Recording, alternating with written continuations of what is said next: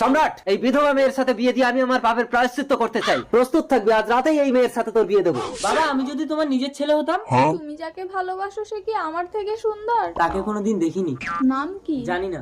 বাড়ি কোথায়? আজ 7 বছর ধরে আমরা ফোনে ফোনে প্রেম করছি, কেউ কাউকে দেখিনি। বোকা, কানা কি খোড়া আগে তো দেখো।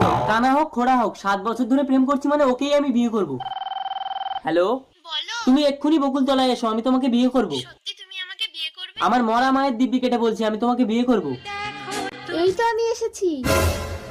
এ কি সাধনা, আজ 7 বছর ধরে আমি তোর সাথে প্রেম করছি। শুধু প্রেম না, তুমি যখন ঘুমিয়েছিলে তখন আমি তোমার হাত দিয়ে সিঁদুরটাও পরে নিয়েছি। সম্রাট, তুই তাহলে আমার মেয়ের মাথায় সিঁদুর তুলেছিস? ভুলে যাস না, রাস্তা থেকে তুলে এনে তোকে আমি সন্তানের মতো মানুষ করে দুধ কলা দিয়ে কালসাপ পুষেছি। তোকে আজ আমি মেরেই ফেলবো। দাঁড়ান, আপনি তো আমাকে বিধবা করেছেন, নিজের মেয়েটাকে আর বিধবা করবেন না।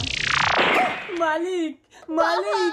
বাবা, এসো দিদি, আমরা একসাথে সংসার করব।